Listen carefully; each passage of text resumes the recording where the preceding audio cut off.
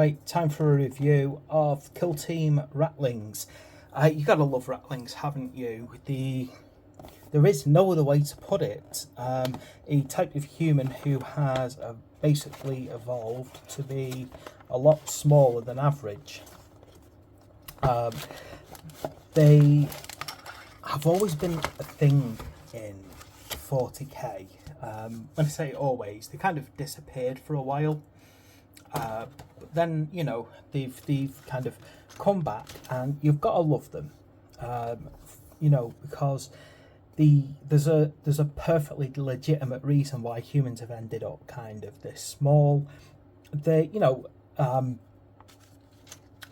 have been part of frequently high grav worlds, I think the official line is, and they're classed, and this is the kind of terminology they use in 40k, so don't shoot the messenger, but they're classed as abhumans, which is basically a reference to any human who is not kind of I'm trying to say the word average, but what the hell is average in a 40k future? What I love about them though is they're definitely charming miniatures. You can see here they just have a lot of really, I don't know, it's like, obviously hobbits with sniper rifles. There is no other way to put it. As I said, they've got a lot going for them, really, as a force. As I said, I've always wanted Ratlings, but unfortunately never got the metal ones. So now that the plastic Kill Team is out, these are going to look lovely in my Astra Militarum. As we would expect from Kill Team, we have a huge number of loadouts for the miniatures. So, like, we've got battle rifles, explosive arsenals. Let's have a look what we've got. The Ratling Fixer, we've got Big Shot, Bomber, Sniper. What else have we got? Hard Bit, more snipers. Raider, let's have a look. Sneak, more snipers, spotters, stash masters, and of course more snipers. So they've got some really cool troops in here. Vox Thief, which is a nice little idea, picking up enemy signals. Anyway, so what we've basically got in here is some really cool stuff going on. I also like the paint scheme that they've gone for on these. They look rather I'm trying to find the right way to describe what these look like, because they don't seem to be what's it called, harmonious in their equipment. So other than the color schemes in use, you've just got this massively ridiculous variety. So you've got one who's like kind of in a very flat hat. I'm surprised they didn't try and manage to model corks on that hat. You've got one who's like in a beret, skull cap, what you might call a winter hat. You've got them in a hoodie.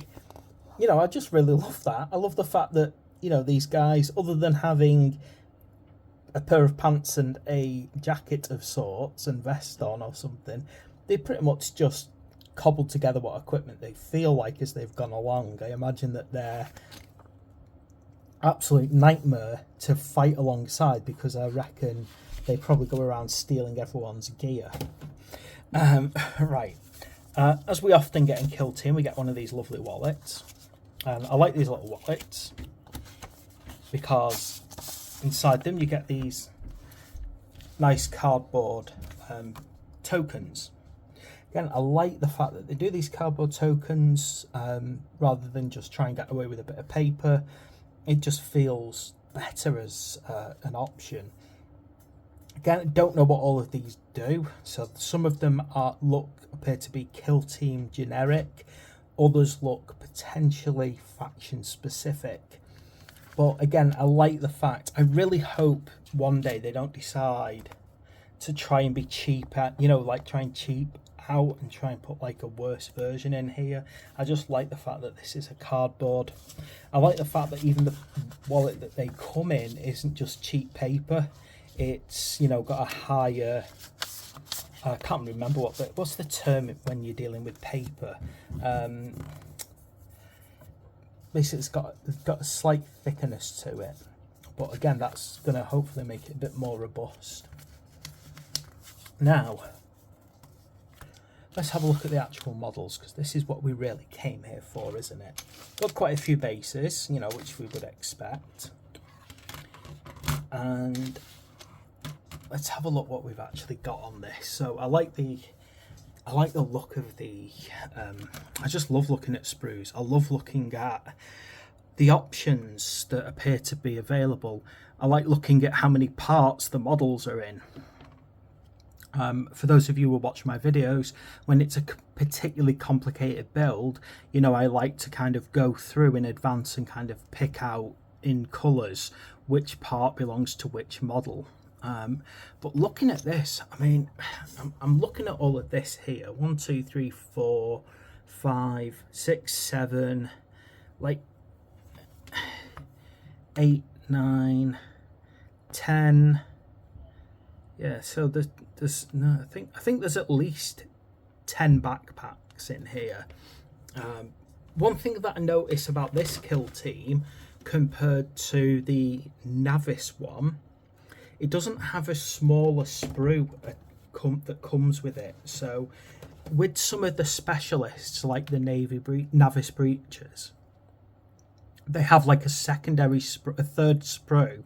It's usually only small, and it usually contains all of the specialists. Now this seems to have been kitted out with all the specialists on these two sprues. These two sprues are jam-packed, actually. They've really condensed it all down.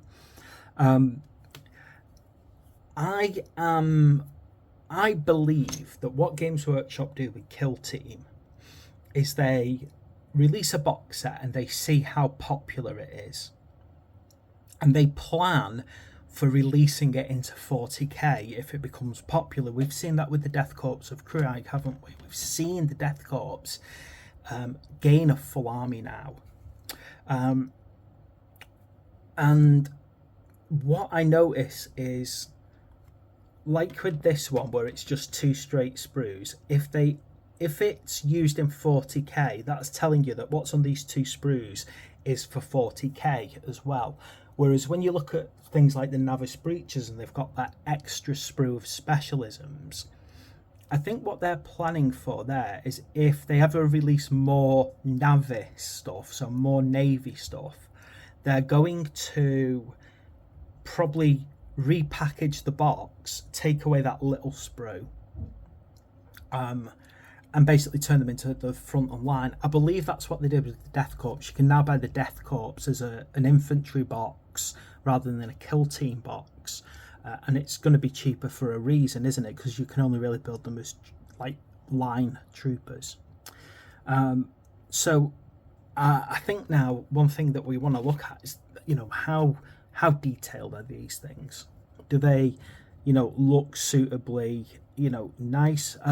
Oddly enough, one thing that I want to see in something like this is, because these are little people, I'm curious about, like, you know, how they've made them smaller, but how much smaller are they than, say, a standard human? So let's take, for example, a Navis Breacher. Okay, you can see here that they are, assuming that this guy's got, you know, armor on, so they're going to be maybe a little bit taller, but not massively taller. We're talking about, you know, maybe a third shorter than a standard human.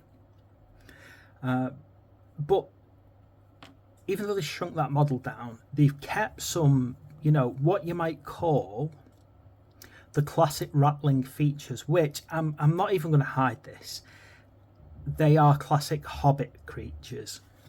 You can clearly see that they have a large foot, and that foot is bootless.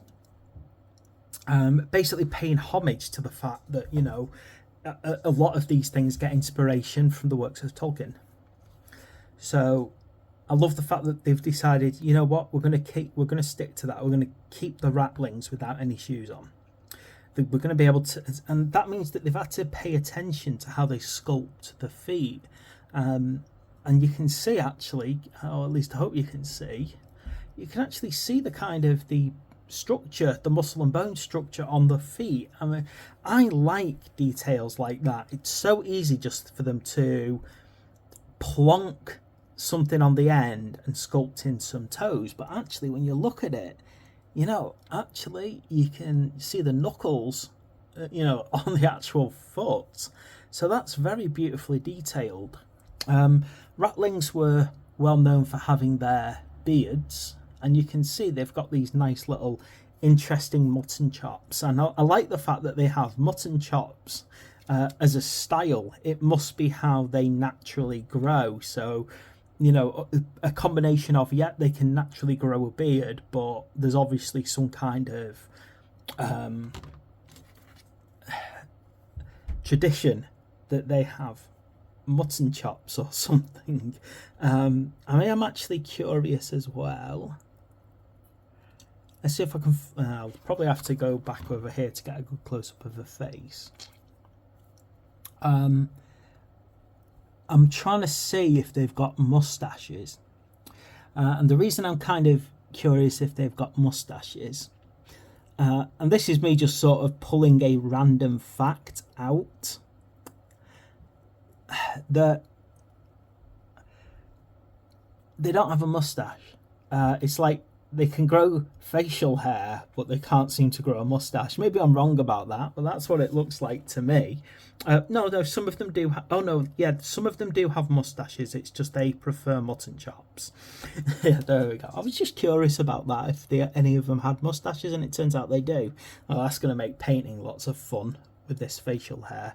I'm just really I just find this quite intriguing. They've got nice proportions to their arms, so you got those bare arms and they're nicely proportioned. The hands, I'm probably over analyzing this sprue, but there's a reason behind it, because they're really, when you have to deal with something that's of a smaller size, so obviously compared to a regular human size, they're smaller, and in order to make sure that you're getting the detail, you're having to kind of really put the effort in. You're having to make additional effort to make sure that you're getting the detail. I love the fact how they've got kind of like, quite a few of them have quite heavy stomachs on them and things like that. That seems to be a common thing. I want the Ratlings to look like they could cause damage. I want to believe that these things are going to shoot you straight between the head and you never know it. But I also want them to be charming. Basically, I want to feel like they have a quirkiness to them, that, that they are, without a doubt, look like they could potentially be very pleasant to be around. I have just noticed something. They have a puppy. They have a doggo. Look. Where's its puppy head? 1, 2, 3. Come on. You can't show me a doggo and then not show me what kind of puppy head it has. Oh, come on. I can't find the puppy head anywhere. I'm going to keep saying puppy until I find it. Okay, this is what I'm going to do. I'm going to keep saying puppy until I find the puppy. There we go. Right, I've had to pull this out. And I love it. It kind of looks like, looking at it from this point of view, he actually looks like a Chihuahua, doesn't it? It looks like a Chihuahua that's had a bit of steroids pumped into it, to be quite honest. If that, when I get it out and it looks like a Chihuahua, he is being called Ren. That's all there is to it. Right, I've probably gone on for a bit longer than I might have wanted to with this review because as I said, I love these miniatures. They're so cool. You just gotta love Ratlings. So, as far as the set of models is concerned, these could have actually been, well, awful. They could have kind of felt like they lacked detail because of their size, or they might have lost what you might call the kind of the charm that always used to be a part of the metal Ratlings, and it doesn't appear that they've lost that, which I'm glad about. They look like they're a unit full of personality, which, to be quite honest, I'm kind of coming to expect from Kill Team Miniatures, because it's a game for people who want that, basically want to feel personal with their battles and their miniatures. So, as I said, I haven't actually met a Kill Team I don't like yet, to be quite honest. There's not a lot of Games Workshop kits that I actually look at and go, oh my god, that is just plain awful. You know, there are ones out there. The problem is I'm never likely to review models I don't like, because I wouldn't spend my money on something I thought was ugly. It's the reason I actually don't have a Primaris army, really, apart from my Combat Patrol, because I think too many of the models just look wrong. So I love my, you know, if I'm buying something, I'm probably already looked at it and I want it. So, you know, if anyone's critiquing and saying, well, you know, come on, you never say bad things about your miniatures, I just want to get that out there now. I can't just buy things I don't like, you know. But when I'm doing my Combat Patrol, if I come across something in a model that I'm not happy with, I say it. So there we go. The Ratlings, I love them, but I expected to. They're quirky, they're charming, but they look dangerous. You actually feel that they could cause trouble on a battlefield. And these are going to be a great addition to my Astra Militarum army. So thanks for watching. Please like and subscribe, and I will see you for the next video.